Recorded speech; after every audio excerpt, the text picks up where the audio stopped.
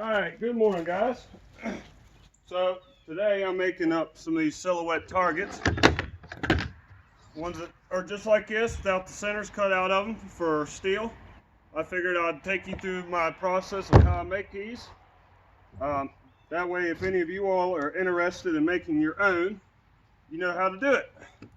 So I have a pattern that I've cut out a few years back, and I've used this pattern ever since then. Things that you're going to need are a 4x8 piece of plywood. Doesn't even have to be a good piece of plywood. This is some old junk stuff that I have laying around from jobs that I've done in the past. It's all waterlogged and starting to rot and it's no good. So this is perfect for that. You're going to need that. You're going to need your template. Anybody that would like the dimensions so you can make your own template, or you can just draw it out and make your own. Leave them in the comments section. I'll be more than happy to give you the dimensions that I've made. The template, the silhouette that I use is actually made off my body. So it's going to be a pretty average size for really any human being. You're also going to need, obviously, a pencil. Carpentry pencils work the best. I understand not everybody is in a position where you have carpentry pencils. I've got a shitload of them, obviously, because of what I do for a living. And the only other special tool you're going to need, and I got the very first one I ever owned, you're going to need a skill saw. That's all you need. Once you get it laid out, all you're going to do is literally just trace your pattern down. If you do this correctly, you can get 4 targets, 4 silhouettes out of 1 sheet of plywood. So just trace it out. Does not have to be absolutely perfect. Alright, get one done. Don't need that one anymore. Just move it down. Line up your side. Make sure the bottom is flat. Put your clamp on. Trace it out.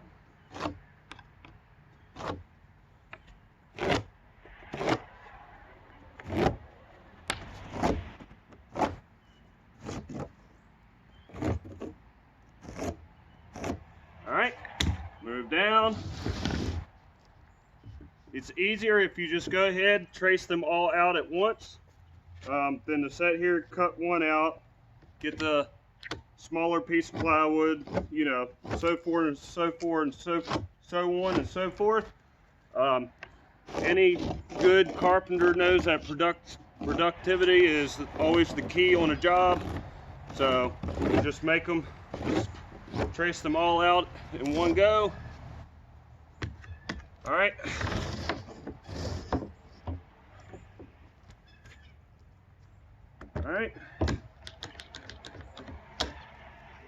All right, once you get them traced out,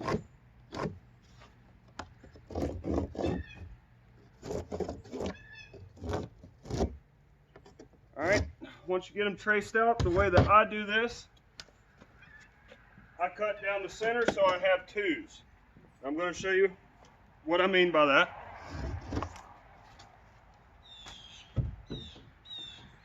All right, so I cut it down the center so I have 2.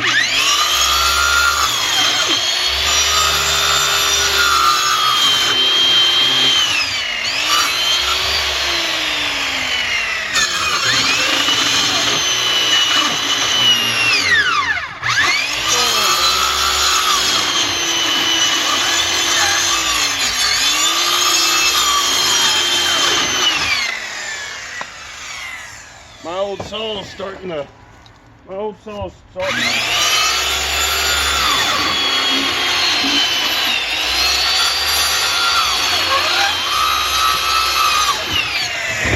Alright, cut it till you get down to where you have pass, so you have something to work with. Alright, my poor old saw is starting to wear out a little bit. I've only had it for probably like 20 years. All right. Set them up. Now, instead of cutting them again, what I do, I start with the heads, cut your heads out.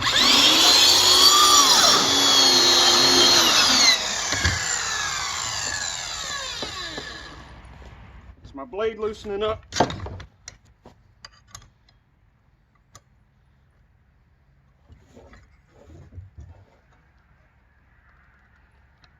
My blade's loose.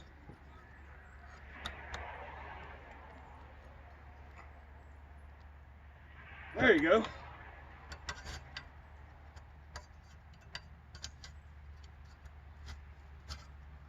Helps if your blade's up. Okay. Now let's see what we got.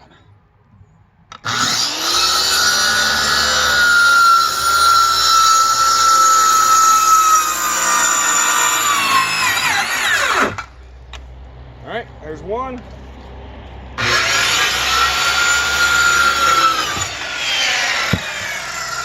Now, obviously, if anybody's not very tool inclined or you haven't done this a lot, you can do snap lines with the chalk block. So you get your line straight.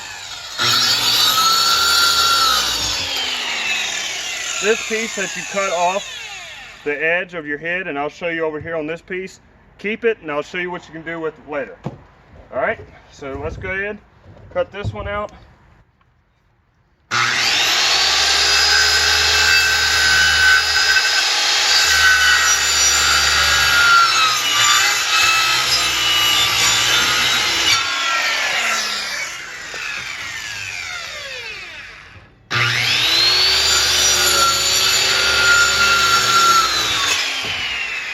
This piece right here, off the end.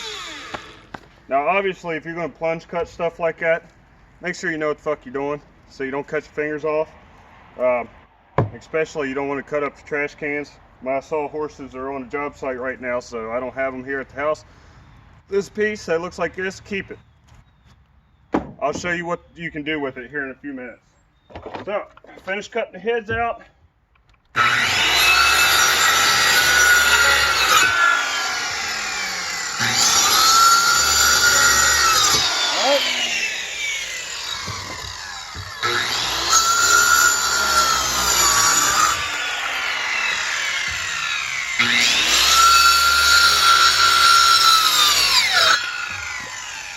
Now you can cut it down the center, and I will show you why.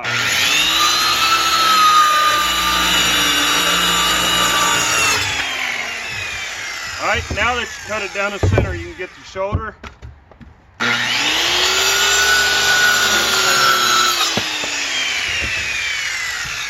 bottom. And there's one. Alright, go ahead, bring your other one over.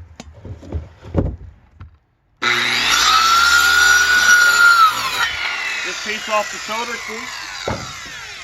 Cut the bottom out. And there you have it. You have one.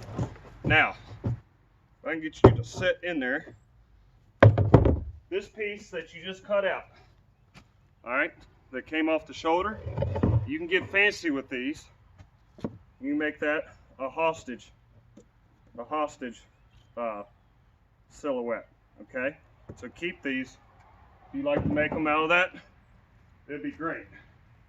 And then obviously you just keep going down the line. See? And then I'll cut out that one. I'll get another piece of plywood and I'll keep going. You can get pretty neat with them. You can put steel inside of them like I do. You can do whatever you want with them. So, guys, I hope that helps you a little bit if you would like to make your own silhouette target. Out of plywood. They last, mine, after they get shot up and everything like that, mine lasts about a year. And then in the spring I'm making new ones. But you have to understand, I'm shooting a few times a week, so mine get a lot of use to them. It If you're somebody that doesn't shoot very often, maybe a few times a year, they'd be great. You can paint them up so they're weather resistant, and they'll last you a very long time. But that's how I make silhouette targets. After that, I put them on 2x4s. I make 2x4 legs with a stand, and I can just move them wherever I want. If you don't want them to be mobile, you can put 2x4 legs on them and you can bury them in the ground and they'll be there. But guys, like always, I love you to death. I hope everybody's having a great day. Like always, like and subscribe, and until next time, I'll see you later.